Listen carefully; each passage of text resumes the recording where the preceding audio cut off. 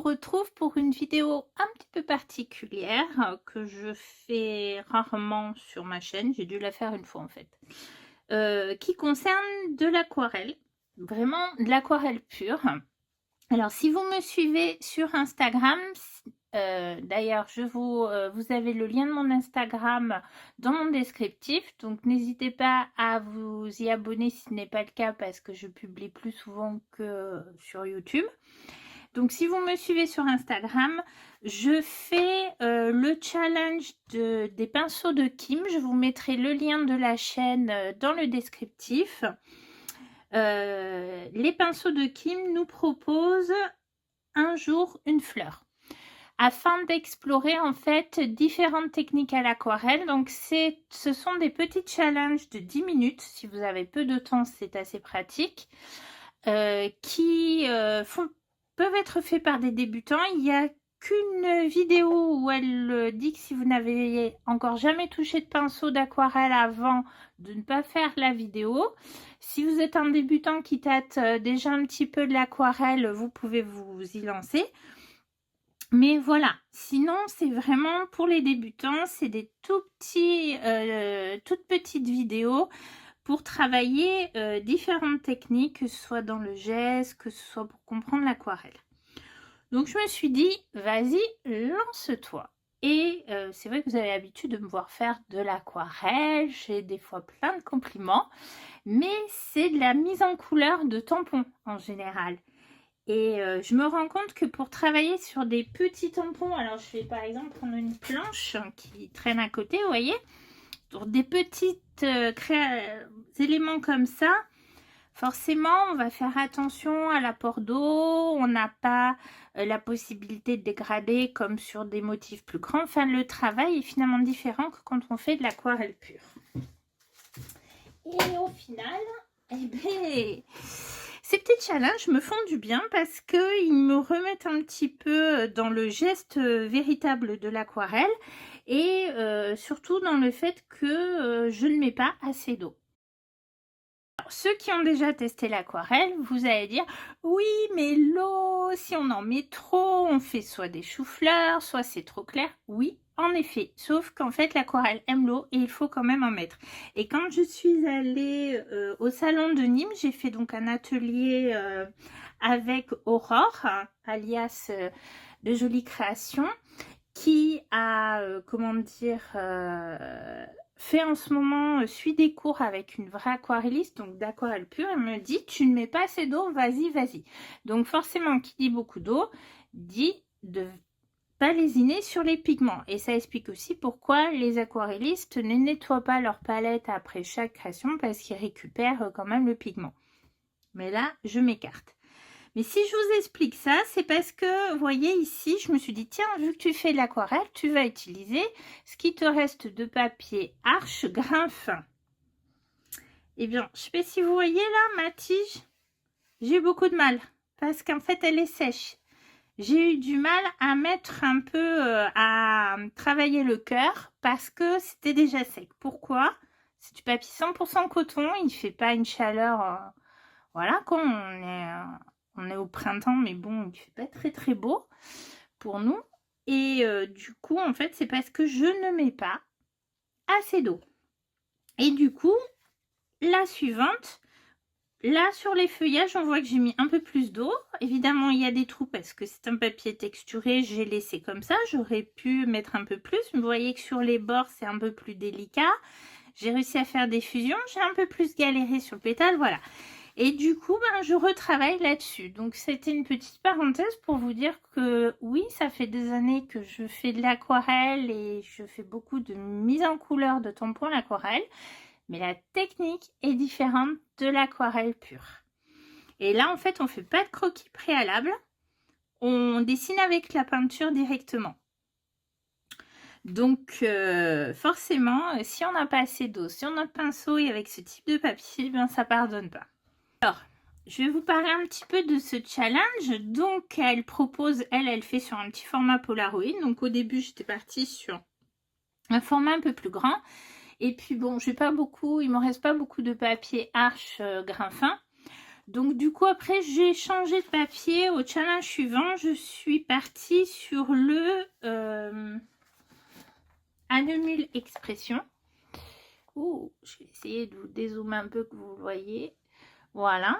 Et alors en plus c'est parfait parce que c'est du 24 par 30. Donc en fait je coupe dans la hauteur, je coupe deux Polaroid de 12 cm. Hein, 24 divisé par 2. Et j'ai de quoi en faire 3 dans la largeur de 10 cm. Donc 10 par 12. Donc j'ai un peu retaillé mon format. J'ai essayé de retailler aussi celui-ci du coup pour qu'il colle. Vous voyez la différence. Alors je ne sais pas si vous le verrez à la caméra. Le Expression est un peu plus blanc. Et plus blanc que le Arche. Voilà. Donc le premier jour c'était les boutons d'or. Le deuxième jour la violette. Alors là j'ai pas tout écrit au dos. Mais à partir d'un moment j'ai commencé, vous voyez, à écrire au dos. Voilà. Le challenge, le jour et les couleurs utilisées. Quand il n'y a rien de précisé, c'est des senneliers, parce que dans ma palette, j'ai surtout du sennelier. Là, vous voyez, c'était le gris de Paint d'Isaro. Le vert de vessie, je n'ai pas précisé, mais moi, dans ma palette courante, c'est celui de Daniel Smith, parce que c'est ce que je préfère. Ça me permet de réfléchir à la vidéo que je dois vous faire sur les aquarelles, qui va être un peu la suite de mes explications après les pinceaux et le papier. Voilà. Elle est déjà toute tachée, ma truc. Est-ce que je ne l'ai pas refait? Donc, ouf, puis je suis en train d'en mettre partout parce que je viens de finir un des challenges. Là, donc, c'est le prime vert. Et voilà, j'en mets partout. J'en avais sur le doigt. Vous connaissez la reine des bourdes? Ben, c'est moi. Donc, le prime vert, je l'ai fait. Et le coquelicot, je les ai fait après les pensées et le narcisse. Là, ils sont rangés dans l'ordre, mais parce que je vais regarder, j'avais des vidéos de retard hein, à cause du travail. Et du coup, j'ai fait comme ça dans la foulée. Voilà. Donc là, on a fait des pensées. Donc en fait, des fois, bah, elle va zoomer beaucoup. Par exemple, la violette c'est tout petit normalement par rapport aux pensées, même s'il y a des toutes petites pensées.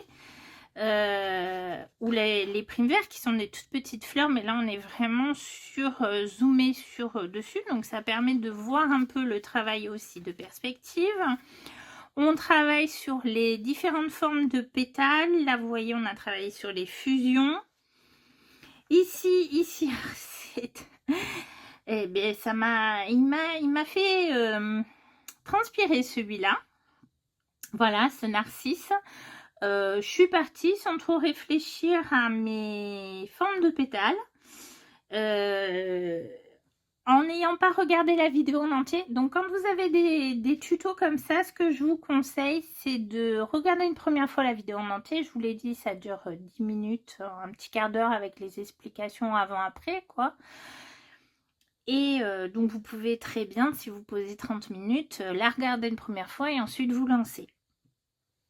Là, je ne l'ai pas trop fait. En plus, j'ai fait des bêtises en voulant enlever mon papier. Je l'ai essuyé avec la main. Il y avait encore de l'aquarelle dessus. C'est pour ça que vous avez un peu de vert sous le nom de Narcisse. Mais voilà. Le résultat n'est pas trop mal au final. Mais j'avoue qu'il m'a fait transpirer.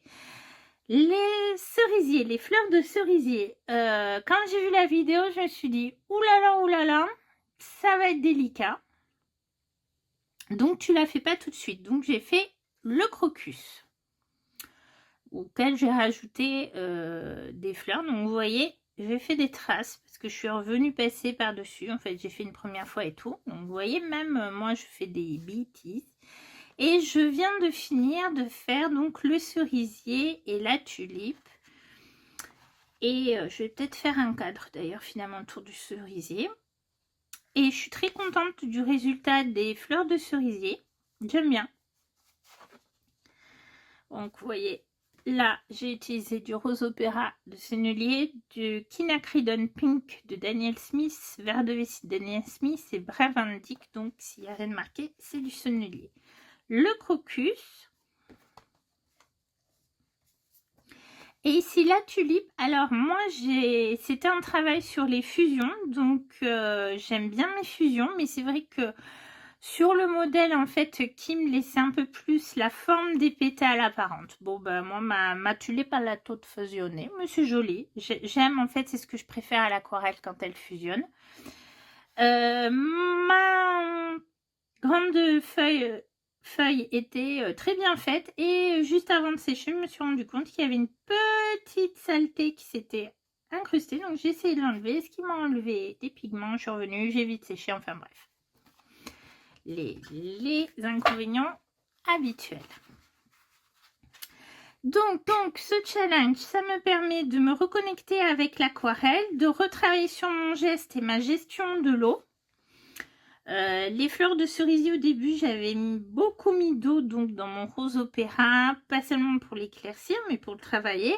Et au final, il y avait vraiment trop d'eau après sur mon pinceau. Donc, il faut bien mettre de l'eau dans sa palette. Je vous en reparlerai quand je vous ferai la vidéo sur les aquarelles. Mais il ne faut pas qu'il y en ait trop sur votre papier. J'ai donc découpé dans une feuille de mon bloc de papier expression de Annemule. D'ailleurs, à ce sujet, au moment où je vous sors la vidéo, il y a une promo sur cette gamme de papier sur aquarelle et pinceau. Donc, allez-y, profitez-en. Bon, moi, j'en ai pas repris parce que j'ai un stock, mais j'ai pris un autre papier qui était en promo. J'ai pris des pinceaux, il me fallait des aquarelles, j'ai certaines couleurs qui sont plus dans des aquarelles Isaro, donc j'en ai profité. Mais donc il y a des promos sur beaucoup de promos. Vous allez sur aquarelles et pinceaux, il y a tout à fait en haut à droite l'onglet promotion. Cliquez dessus et regardez, il y a des promos sur les papiers, alors pas le Arche. Je crois que c'est assez rare, mais il y a des promos sur les papiers Fabriano, donc sur le expression de Annemule, etc. Donc allez-y, profitez-en. Moi j'avais un bon d'achat, donc c'est pour ça que j'en ai profité. Et j'ai pris notamment des pinceaux dont je vous parlerai une autre fois. Donc revenons à mon papier, j'ai coupé donc des petites cartes à l'avance, hein, en attendant. Elles sont là, elles sont prêtes. J'ai utilisé, donc si vous me suivez, j'avais fait dans un haul solde. J'avais pris chez Shoe Follower tout un lot de masking tape de la marque Annemule qui, même soldé, reste quand même un certain coût. Après, il y en avait beaucoup. Et finalement, ils sont top. Franchement, je crois qu'ils sont aussi en promo sur Aquarelle et Pinceaux en ce moment. Allez voir. On se plaint tout le temps que le masking tape, le risque, c'est qu'il arrache le papier. Et bien, lui, il l'arrache pas. Alors, faut le détacher avec délicatesse, mais franchement, je mets même pas un coup de heat gun pour le faire décoller. Nickel. J'ai pas essayé sur le satiné, mais franchement, la prochaine fois, je reprends. Tant pis s'il est plus cher que d'autres masking tape, mais il est vraiment, vraiment top. Et en plus, vous avez des rouleaux. Voilà. De différentes largeurs. Vous voyez, pour faire peut-être un mood board ou des choses comme ça, ou des... Enfin bref, non, je recommande. Ensuite, je vous ai dit, j'ai redécouvert un peu mes pinceaux, donc toujours mon Raphaël Stradivarius taille 6. J'ai sorti mon taille 2. Et finalement, quand je vous ai fait la vidéo sur les pinceaux, j'ai retrouvé, en rangeant aussi, celui-là. Alors celui-là, ben, c'est pareil, j'ai dû l'acheter quand j'étais à la fac. Donc il a au moins de 30 ans, voire plus, hein. On va éviter de compter. Exactement. C'est un Raphaël Petit Grippure, donc c'est du poil naturel. De la gamme 835 taille 8. Alors on voit que c'est un poil naturel, vous voyez, il se déforme très facilement. Mais franchement, il est top. Et comment j'ai pu oublier son existence à celui-là? Vous voyez? Non. J'ai sorti mon Soft Aqua 3.0 parce que je crois que c'est celui qui utilise Kim. Mais alors le mien, il n'arrive pas à avoir une pointe aussi pointue que elle. Donc il est peut-être un peu plus vieux ou alors c'est notre taille. Voilà. En gros, je redécouvre mon matériel. J'utilise ma palette classique dont je vous parlerai quand je vous ferai la vidéo sur les aquarelles. Et celle-ci qui comporte uniquement des aquarelles Isaro. Et notamment les sets de chou-flower. Mais donc là, je vais la compléter avec une commande que je viens de faire. Et là aussi, je vous en parlerai quand je ferai les aquarelles. Alors pourquoi? Parce que j'ai utilisé beaucoup, très souvent, le jaune Isaro clair qui est vraiment chouette. Voilà. Et du coup, là, je reprends le travail demain. Là, j'étais en repos parce que j'enchaîne sur... je vais travailler de demain samedi jusqu'à dimanche de la semaine prochaine avec pour seul repos mercredi. Voilà. Et donc j'espère bien sur le temps dont je vais disposer, le peu de temps quand même, de continuer à faire ces petits challenges de 10 minutes puisque je garde mon matériel sorti, sachant qu'à côté j'ai avancé un album aussi pour la fée du scrap, mais bon, ça c'est autre chose. Voilà, donc c'était une petite parenthèse que je voulais vous faire, déjà pour vous dire qu'on a beau avoir l'habitude, on peut être quand même avoir des difficultés. Hein. La technique de mise en couleur des tampons n'est finalement pas tout à fait la même que de l'aquarelle toute seule, mais ça m'empêche pas d'aimer toujours l'aquarelle, c'est vraiment un médium intéressant. Vous voyez, là on commence un peu les fusions, à travailler certaines... Quand le pétale est bord, on a fait du retrait et tout. Et ici, j'ai utilisé le bleu céruléum, qui est une aquarelle finalement granuleuse. Donc ça aussi, je vous en parlerai dans ma vidéo aquarelle. Vous voyez, ça m'aide un peu à travailler là-dessus. Mais on voit bien ce côté granuleux et le fait d'avoir bien mouillé mon pinceau. Donc on peut avoir une palette classique et avoir quand même des granuleuses dedans. Voilà, c'est vraiment des petits challenges que je recommande et qui font du bien au moral. Écoutez, si cette petite vidéo vous a plu, n'oubliez pas le pouce en l'air. Si vous avez des questions, vous pouvez les poser en commentaire, mais je vous invite vivement à aller voir les vidéos de Kim. Et puis à tenter l'expérience. Si c'est le cas, si vous suivez déjà ces petits challenges, dites-le moi aussi en commentaire. Et donc on se retrouve bientôt, si j'ai le temps, avec la vidéo sur les aquarelles. Je vais peut-être prendre plusieurs jours à filmer et puis ensuite à vous faire le montage parce que c'est quand même assez complexe et j'ai pas envie qu'elle dure 1 heure non plus. Et puis aussi, on est bientôt début avril, donc il y aura certainement une vidéo sur le raconte-moi. Je ne sais pas trop à quel moment tout ceci va se goupiller. Là, comme au mois de mai, je pars 10 jours en vacances, je prends beaucoup d'avance avec la fée du scrap pour être tranquille, y compris quand je reviendrai. Donc c'est pour ça que je suis un petit peu moins présente sur la chaîne YouTube, mais que je vous invite à me rejoindre sur Instagram. Merci d'avoir regardé et à bientôt!